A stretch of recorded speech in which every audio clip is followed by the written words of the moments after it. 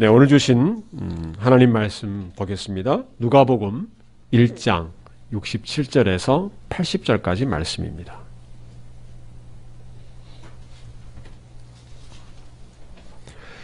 그 부친 사가랴가 성령의 충만함을 입어 예언하여 가로되 찬송하리로다 주 이스라엘의 하나님이여 그 백성을 돌아보사 속량하시며 우리를 위하여 구원의 뿔을 그 종 다윗의 집에 일으키셨으니 이것은 주께서 예로부터 거룩한 선지자의 입으로 말씀하신 바와 같이 우리 원수에게와 우리를 미워하는 모든 자의 손에서 구원하시는 구원이라. 우리 조상을 긍휼히 여기시며 그 거룩한 언약을 기억하셨으니 곧 우리 조상 아브라함에게 맹세하신 맹세라. 우리로 원수의 손에서 건지심을 입고 종신토록 주의 앞에서 성결과 의로 두려움이 없이 섬기게 하리라 하셨도다. 이 아이여 네가 지극히 높으신 이의 선지자라 일컬음을 받고 주 앞에 앞서 가서 그 길을 예비하여 주의 백성에게 그 죄 사함으로 말미암는 구원을 알게 하리니 이는 우리 하나님의 긍휼을 인함이라. 이로써 돋는 해가 위로부터 우리에게 임하여 어두움과 죽음의 그늘에 앉은 자에게 비치고 우리 발을 평강의 길로 인도하시리로다 하니라. 아이가 자라며 심령이 강하여지며 이스라엘에게 나타나는 날까지 빈들에 있으니라. 아멘. 기도하겠습니다. 하나님 아버지, 이 시간도 저희가 하나님의 말씀을 듣기를 원합니다. 하나님께서 이 시간 말씀하여 주시옵소서. 살아계신 하나님의 말씀을 우리의 심령에 들려주셔서 우리가 이 말씀을 우리의 심령에 새기게 하여 주시고 우리의 영적인 눈과 귀가 열려서 그 말씀을 깊이 깨달아 알게 하여 주옵소서. 하나님이 우리에게 주시는 말씀, 귀한 생명의 말씀 우리가 아멘으로 받게 하여 주시고 이 시간 성령의 충만함을 저희에게 허락하여 주시옵소서. 예수 그리스도의 이름으로 기도하옵나이다. 아멘.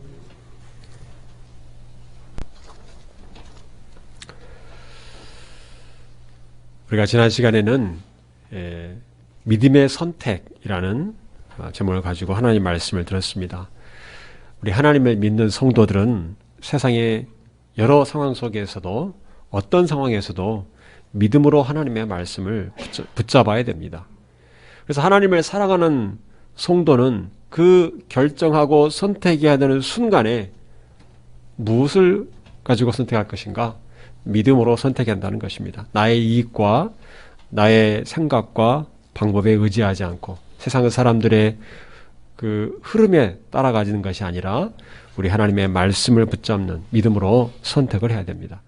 그때 하나님께서 우리의 믿음의 선택을 보시고 그 선택을 통해서 하나님의 뜻을 이루어 가실 것입니다. 오늘은 이 믿음의 선택을 한 이 사가랴가 하나님을 찬송한 내용을 통해서 하나님이 어떤 분인가를 알 수가 있습니다. 이 사가랴는 불신앙으로 인해서 그 아들을 낳기까지 말을 하지 못했습니다. 이것은 하나님의 징계였습니다. 그런데 그것은 하나님의 징계인 것과 동시에 하나님의 은혜였던 것을 알 수가 있습니다.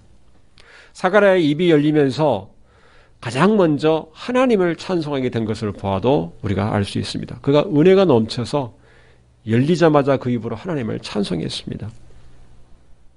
그가 말을 못하게 된 지 9 내지 10개월 동안 아들 요한이 태어나기까지 자기에게 전해준 그 천사의 말을 그는 계속 기억을 했을 것입니다.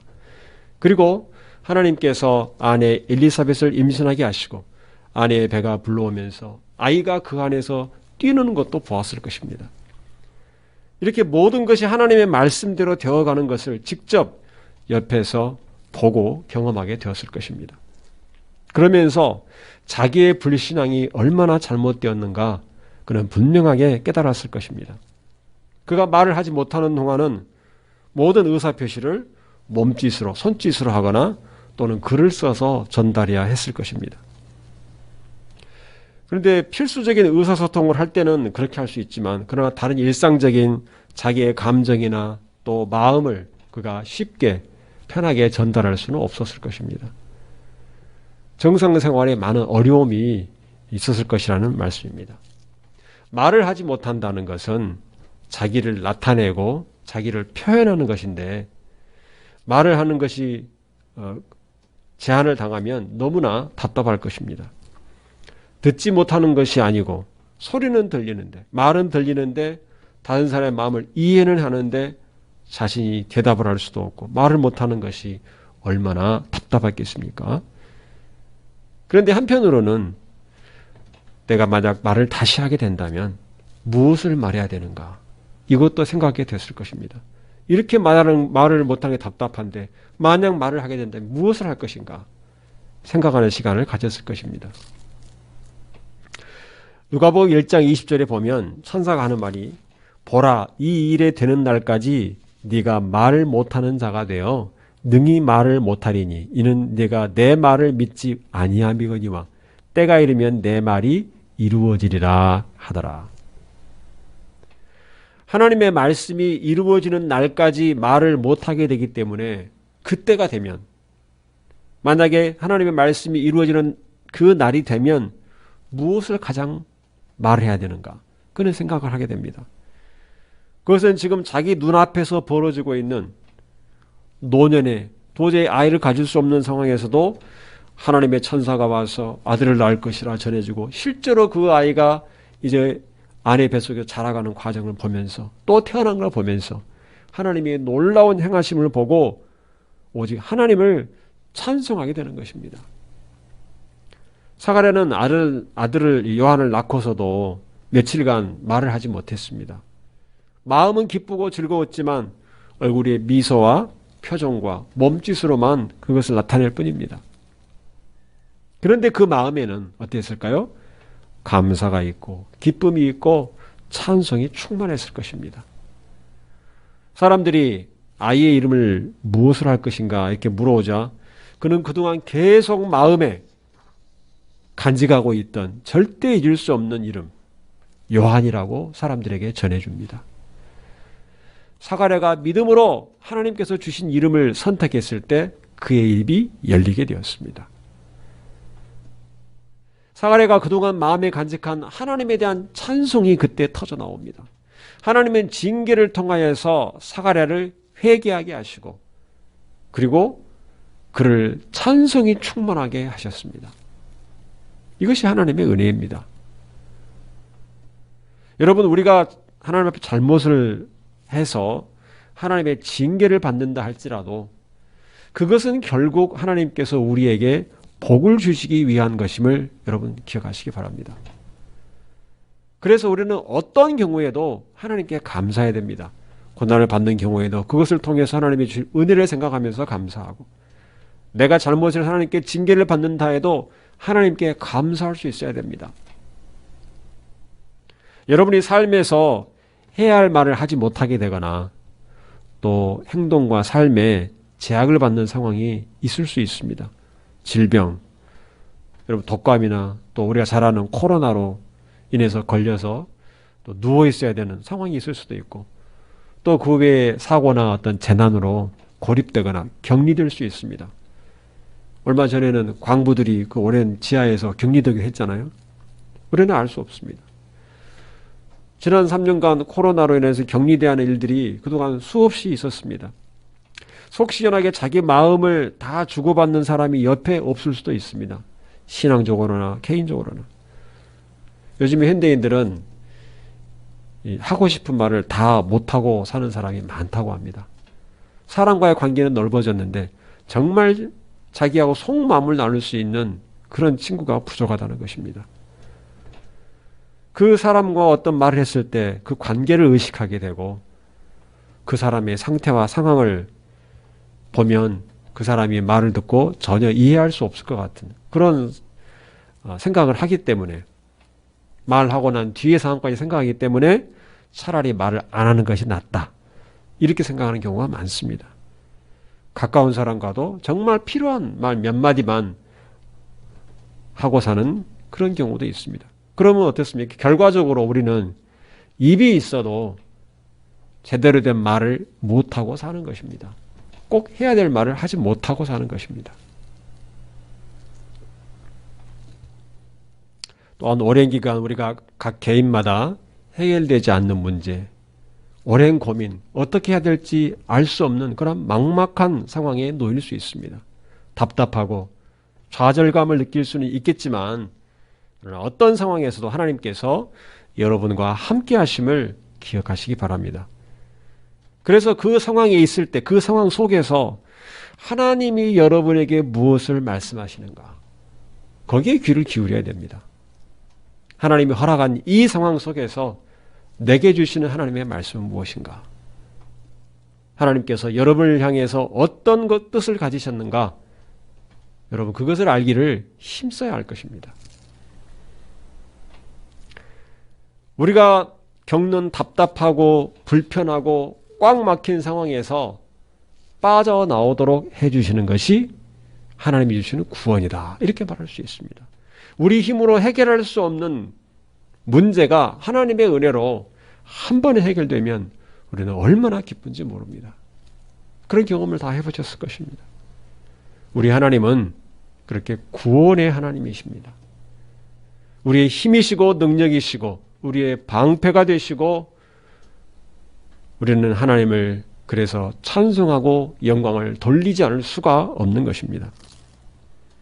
사가랴가 하나님을 찬송한 것은 자신이 말을 못하게 된 상황에서 벗어났기 때문만은 아닙니다. 천사가 찾아와서 아이가 태어날 것을 예언했기 때문에 모태에서부터, 엄마 뱃속에서부터 성령이 충만한 아이가 태어날 것이다, 이렇게 말을 했기 때문에 그 아이가 얼마나 귀한 아이인가 늘 마음에 생각을 했을 것입니다. 그래서 천사가 전해준 말을 마음에 수없이 되새기고 생각했을 것입니다. 1장 17절 말씀 보면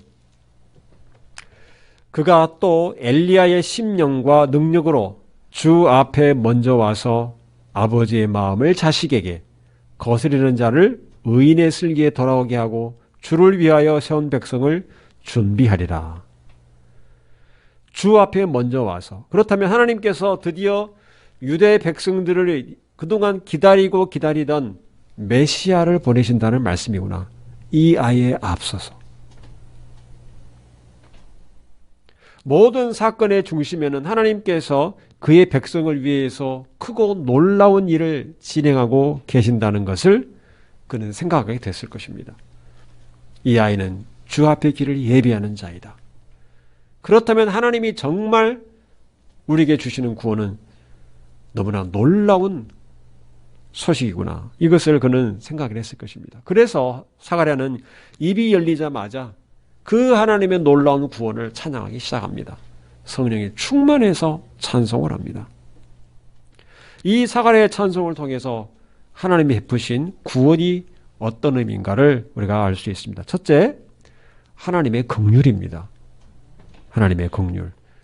오늘 본문 68절에서 71절 말씀을 보면 찬송하리로다 주 이스라엘의 하나님이여 그 백성을 돌아보사 속량하시며 우리를 위하여 구원의 뿔을 그 종 다윗의 집에 일으키셨으니 이것은 주께서 예로부터 거룩한 선지자의 입으로 말씀하신 바와 같이 우리 원수에게와 우리를 미워하는 모든 자의 손에서 구원하시는 구원이라.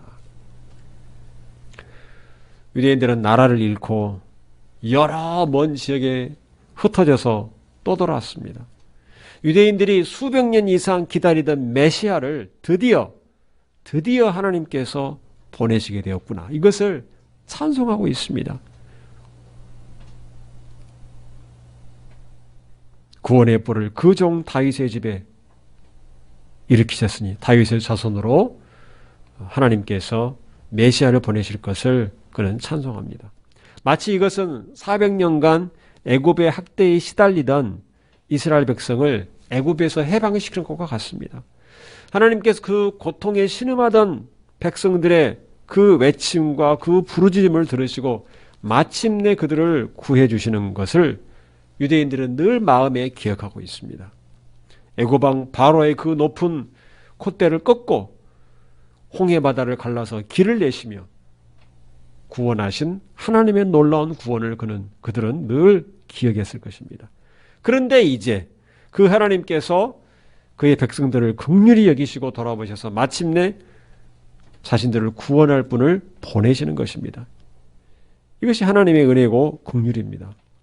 이스라엘 백성은 우상 숭배와 이방신을 섬긴 죄로 하나님의 징계를 받아서 나라가 멸망했습니다. 그래서 여기저기 세계 곳곳에 흩어져서 오랜 세월을 살았습니다. 심지어 자신들이 자기들의 땅, 자기들의 고향인 유대 나라의 수도였던 예루살렘에 살면서도 주인 취급을 받지 못했습니다. 다른 나라 사람, 다른 민족의 자신들을 지배하는 것을 감수해야 했습니다. 로마의 압제를 당하면서 주권을 빼앗기고 살아야 했습니다.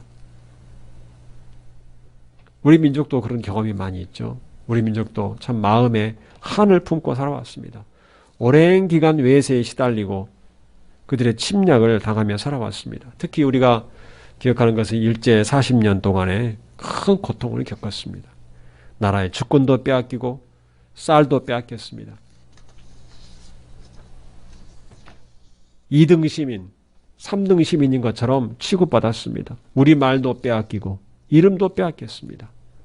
한국식 이름 사용하지 말도록, 조선식 이름 사용하지 말도록 강요를 받았고 오랜 시간 답답하고 또 막막한 상황 속에서 해방을 꿈꾸면서 독립을 위해 싸우던 사람들이 있었고 그러다가 희생을 당하고 죽기도 하고 힘없는 백성들은 억울한 누명을 쓰고 재산을 빼앗기고 또 죽임을 당하기도 했습니다. 그런 우리 민족이 해방된 것은 우리 힘으로 된 것이 아닙니다. 물론 우리도 열심히 노력을 했으나 결국은 다른 나라의 도움을 통해서 이루어졌습니다. 그리고 그 역사의 배후에는 우리 민족을 돌보신 하나님의 은혜와 긍휼이 있습니다. 하나님을 믿는 성도들은 이것을 늘 기억하고 감사해야 됩니다. 하나님이 하신 일입니다. 하나님께서는 긍휼이 많으신 분입니다. 죄인인 우리를 공의로 대하시면 우리는 심판을 받아서 지옥에 갈 수밖에 없습니다. 우리의 죄를 생각하면 그렇습니다. 그러나 하나님께서는 긍휼이 풍성하신 분이기 때문에 은혜가 풍성하신 분이기 때문에 우리에게 구원의 길을 열어주신 것입니다. 그래서 하나님께서 예수 그리스도를 이 세상에 보내신 것은 하나님이 어떤 분인가 그것을 우리에게 말해주는 것입니다. 여러분이 어떤 상황에 처하든지 간에 하나님께서 긍휼이 많으신 분이다 하는 것을 알고 하나님을 찾기 바랍니다. 우리가 어떤 자격이 있어서가 아니라 잘한 것도 없고 또 잘못한 죄가 많더라도 그래도 하나님의 긍휼을 구하면서 하나님 앞에 나아가야 됩니다. 거기에 길이 있습니다. 살 길이 있습니다. 하나님을 찾는 자에게 하나님께서는 긍휼과 은혜로 대하여 주시는 것입니다. 또한 두 번째로 사가랴 찬송에서 하나님의 구원의 의미는 하나님께서 맹세를 지키셨다는 것입니다. 신실하신 하나님. 오늘 본문 72절에서 75절 말씀을 한번 보면 우리 조상을 긍휼히 여기시며 그 거룩한 언약을 기억하셨으니 곧 우리 조상 아브라함에게 맹세하신 맹세라. 우리로 원수의 손에서 건지심을 입고 종신토록 주의 앞에서 성결과 의로 두려움이 없이 섬기게 하리라 하셨도다. 하나님께서 이스라엘의 조상인 이 아브라함에게 맹세하신 적이 있습니다. 창세기 15장에서 하나님께서 맹세하셨습니다. 아브라함에게 내가 너의 자손을 하늘의 별처럼 많게 하겠다 약속하셨습니다. 그리고 그들이 학대를 받고 종이 되겠지만 결국은 구하여 내겠다는 말씀을 약속을 주셨습니다. 이때 하나님께서는 소와 염소와 양을 쪼개서 양쪽에 놓고 그 사이로 하나님이 지나가십니다. 하나님의 임재를 상징하는 연기가 그 사이로 지나갑니다. 이것은 하나님께서 아브라함에게 맹세하신 것입니다. 그리고 또 하나님께서 맹세하신 적이 있는데 아브라함이 하나님의 명령에 따라서 이삭을 바친 사건에서 하나님께서 맹세하셨습니다. 우리 한번 찾아보겠습니다. 창세기 22장입니다.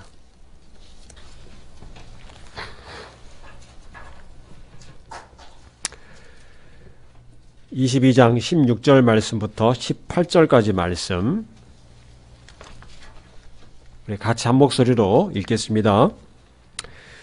이르시되 여호와께서 이르시기를 내가 나를 가리켜 맹세하노니 네가 이같이 행하여 네 아들 네 독자라도 아끼지 아니하였은즉 내가 네게 큰 복을 주고 네 씨가 크게 번성하여 하늘의 별과 같고 바닷가의 모래와 같게 하리니 내 씨가 그 대적의 성문을 차지하리라. 또 내 씨로 말미암아 천하 만민이 복을 받으리니 이는 내가 나의 말을 준행하였음이니라 하셨다 하니라. 아멘. 여기 하나님께서 맹세하셨다고 했습니다. 하나님께서 아브라함에게 백세에 주신 그 아들 이삭을 어느 날 번제로 바치라고 명령하셨습니다. 아브라함의 마음은 찢어지는 듯이 아프지만 하나님의 말씀 앞에 묵묵하게 순종합니다. 새벽 일찍 일어나서 이삭을 데리고 나갑니다. 사라에게는 말하지 않고 그리고 나서 모리아 산에 올라가서 이삭을 번제전에 묻고 그에게 칼을 들어서 내리치려는 순간까지 그는 순종했습니다. 그러자 하나님은 아브라함아 아브라함아 급하게 아브라함을 부르시면서 막으시고 맹세하셨습니다. 그 말씀이 지금 16절 주신 말씀입니다. 내가 나를 가리켜 맹세하노니 아브라함의 자손으로 이 세상에 내 씨를 주실 것이다. 그래서 크게 번성할 것이다. 이 약속을 주셨고 또 내 씨가 대적의 성문을 차지하리라. 여기서 이 씨는 이스라엘 자손이기도 하지만 더 깊은 의미는 예수 그리스도를 의미합니다. 예수 그리스도를 보내실 것이고 그를 믿는 그의 모든 믿음의 자손들이 온 세상을 복음으로 정복할 것이다. 이것을 약속하시고 맹세하신 것입니다. 예수 그리스도를 통해서 천하 만민이 복을 받을 것을 하나님께서 맹세하셨습니다. 여러분, 하나님은 맹세가 필요 없는 분입니다. 우리가 왜 맹세를 합니까? 내 말의 진실성을 증명하기 위해서. 그래서 맹세를 합니다. 나보다 더 높은 존재를 걸고 맹세를 합니다. 그러나 하나님은 우리와 다른 분입니다. 변하지 않으시고 신실한 분입니다. 그럼에도 불구하고 우리를 위해서 맹세하는 것을 보여주시는 것입니다. 우리가 보통 맹세할 때는 나보다 더 높은 곳, 그래서 보통 하늘에 대고 맹세한다고 말합니다. 그런데 하나님은 하늘을 만드시고 온 세상을 다스리시는 분입니다. 가장 높으신 분입니다. 그래서 하나님보다 더 높으신 분이 없기 때문에 자신을 가리켜서 맹세합니다. 온 천지 만물을 창조한 나 자신을 가리켜 맹세한다. 그만큼 확실하다는 것을 아브라함에게 보여주신 것입니다. 하나님께서 마침내 예수 그리스도를 메시아로 보내신 것, 이것은 하나님의 이 맹세를 지키시는 것입니다. 그 맹세를 지키는 것이 얼마나 오랜 시간이 걸리더라도 하나님께서 반드시 약속을 지키신다는 이 신실한 분인 것을 말해주는 사건입니다.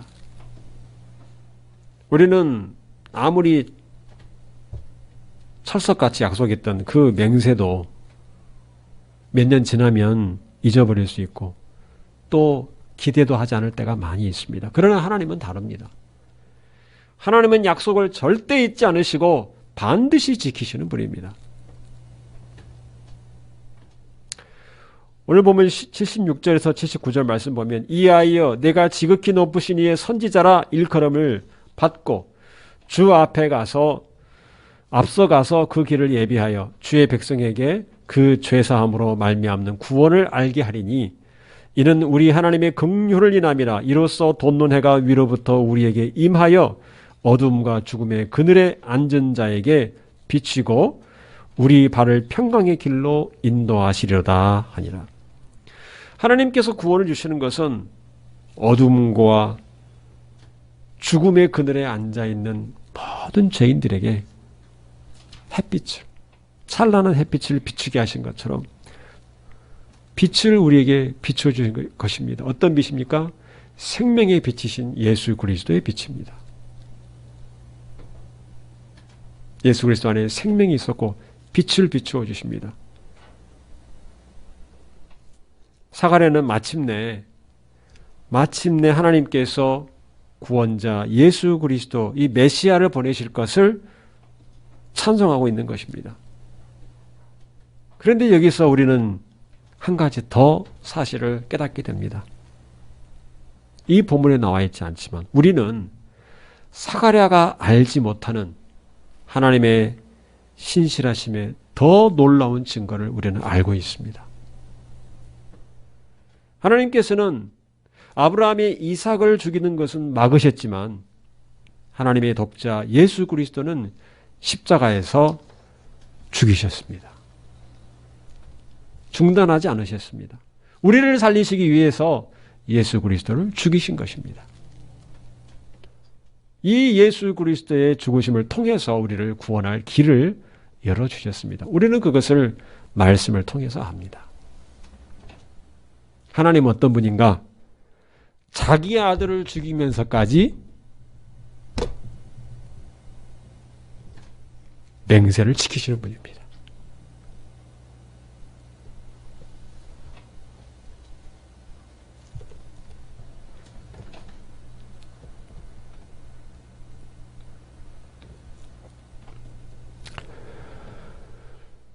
가장 사랑하는 아들을 죽음에 내어주시면서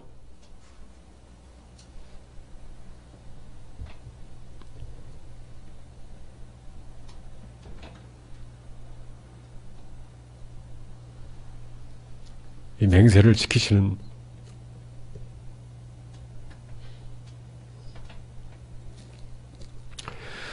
하나님을 우리는 믿지 않을 수가 없을 것입니다.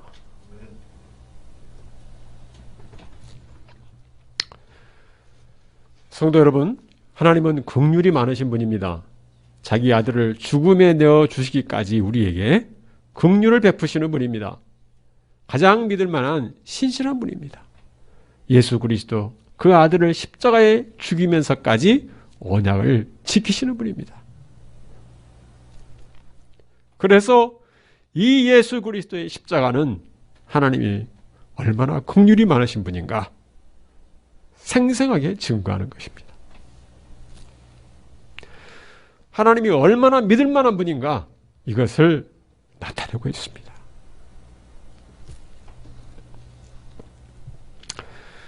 여러분이 얼마나 답답하고 힘든 상황이 있다 해도 우리 하나님의 긍휼하심과 신실하심을 믿고 의지하고 우리 하나님께 날마다 더 나아가 믿음으로 간구하는 우리 성도들이 되시기를 주님의 이름으로 축원합니다. 기도하겠습니다.